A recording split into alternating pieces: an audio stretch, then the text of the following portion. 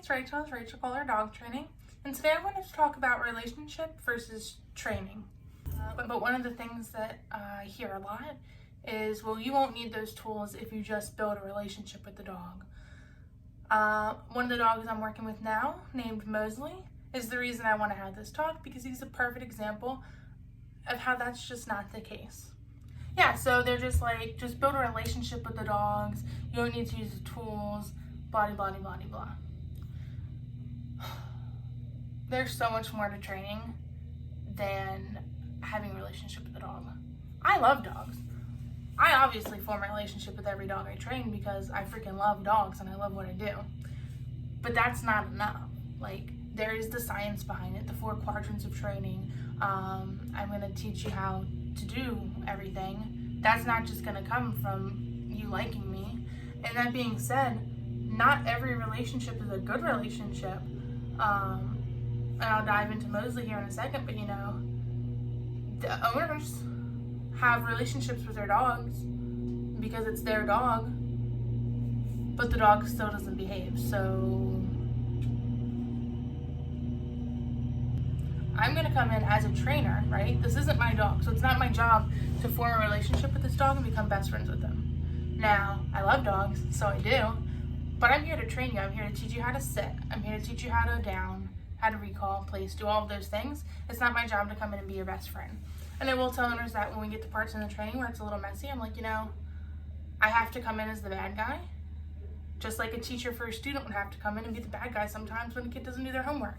The reason I wanted to do this video is because of Moseley, the dog I'm training right now.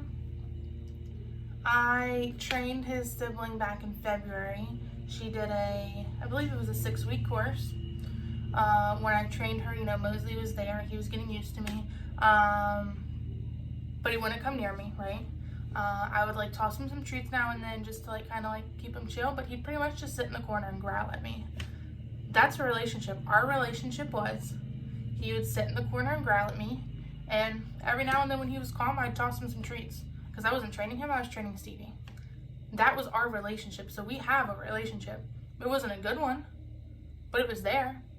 So now fast forward to November, I'm training Moseley now. We spent about the first 2 to 3 weeks of training. I couldn't touch him. His owners would have to put on his collars and his leash for me, and we would train like that. Using all food, because I use all food in the beginning of my training, so it's lots of treats, lots of luring.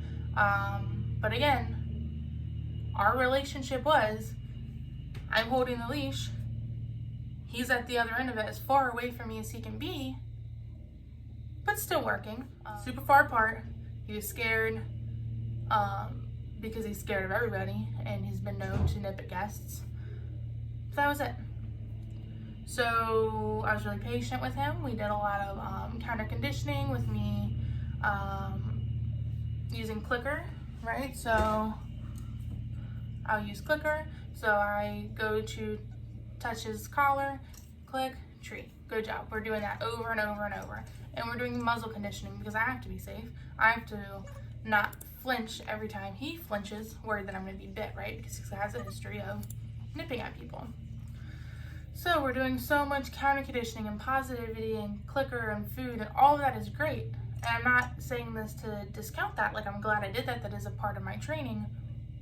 But that's only one part. I was flinging this around everywhere. That's only one part of my training.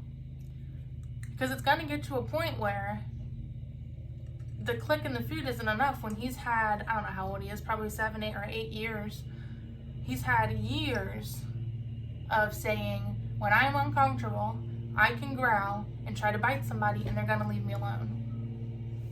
I just can't do that with Moseley because I have to train him. So when we're halfway through training and everything's going great and he's like, I don't want to do this anymore, and he growls and tries to bite me, I can't just say, okay, we're done for the day, because we still got a lot of work to do. So muzzle conditioning, counter conditioning, all of that's fine and dandy, but there's still never once has he had a consequence for trying to bite me and protest. So I have a clip of me working on touching his collars and putting on a leash. Again, it was lots of just, hey, you even let me reach towards you, good job, here's a treat. So we did that for a while, and he goes to bite me. Now, we had been doing it for probably 20 minutes. This was about halfway through. We'd been doing it. He'd been doing great, but he was done was the problem. He says, I don't want to do this anymore. I'm going to ground and snatch because that's gotten me out of things that I didn't want to do in the past before. So that's what he did. He was a muzzle condition at the time, so I couldn't do too much, but I was like, no, like that doesn't make this stop. And then we kept going and he was fine. But he still didn't like me. He still didn't like that I was reaching towards him. And our relationship, because there was a relationship there, it wasn't good. Fast forward to when I started using the training tools, right? We get to our next step in obedience training, and I'm starting to teach him what these tools mean. He goes after me again. No, he gets a little pressure on the prong collar. And then we keep working. Next day, he does great. Towards the end of training, he's tired, he's done, he goes after me. No, you get a little pressure on the prong collar. At this point, he's wearing a muzzle because he's done great with muzzle conditioning. So now we go on a walk. He wants to protest on the walk. No. And we just keep walking. Because he's wearing a muzzle, I can safely do that, right? After 1 week, maybe a week and a half, of him wearing the tools and wearing a muzzle when we work, yesterday at the end of his training session, I took off his tools and he wants pets. Like, he has gone from a dog who was scared of me and didn't want to come near me to a dog who at the end of training is loving up against me and asking for me to pet him and scratch his booty, and he was just having a great time. Like, training was done. Like, he usually would go to the door and wait to go inside after training, but I'm sitting here and he's loving up on me and wanting attention. So that was just really interesting to me, that before the structure that I was able to give him with the training tools, before all of that, he was scared of me, wanting to bite me, not wanting anything to do with me. And then when I add in the tools and I'm able to be really clear with him, because that's all the tools are, is communication devices. Once I add those in and I'm able to be so clear with him and have these clearer conversations of what is and isn't acceptable, something clicks and he's like, yeah, you're right, you're pretty cool, and now wants to cuddle with me and play with me and just be my friend. So it's kind of interesting to think that, you know, everyone wants to say that these tools cause fear, but here's this dog before training, fearful and scared of everything and everybody. And now after I gave him structure and boundaries with these tools, he is like friendly and wants attention and isn't scared and is more confident. Like even I had him working the other day with his muzzle on, and he's just like tail wagging, prancing around. We were doing recall to place and he's just happy as can be. Before he wasn't like that. He wouldn't come close to me when we were practicing recall. He, like, it was always like, I want to be as far away from you as this leash will allow it. And then sometimes when I want to be further away than the leash will allow, I'm going to throw a fit and like snap and try to bite or whatever, right? Through training, I built a relationship with these dogs. The relationship that I'm building is one based off of boundaries and structure, which sets us up for a really healthy relationship together, right? But the problem is, relationships are not transferable. So as a trainer, I need to take the information I train a dog, or the things I train a dog, I need to transfer that to the owner. Now, as I mentioned before, owners already have a relationship with their dog.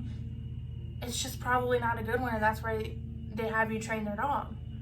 So what I do is I teach the owners the training, and through the training, they're changing their relationship with their dog, and now they have a relationship with boundaries and structure and respect. They're relevant to their dog now.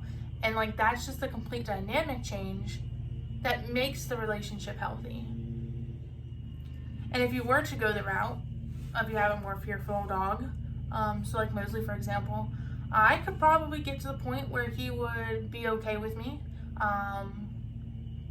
through just being with him and giving him treats. I don't know how long that would take. I'm only there 3 times a week. So would we need to extend his training course out to be a year?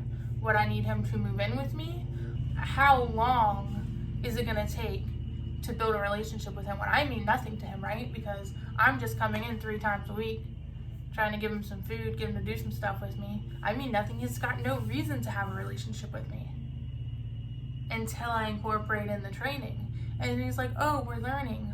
Oh, I'm working for my food. Oh, you're relevant. This is cool. There's boundaries. There's structure. Boom. We have a relationship. I don't know. It's just silly to me to think that these tools cause fear, because when used correctly, they just help you communicate clearer with the dog. And through clearer communication, you're going to build a healthier relationship. You're going to have a dog who's more confident. Everyone's going to be on the same page, so no one's going to be confused. And yeah, so that's all I got.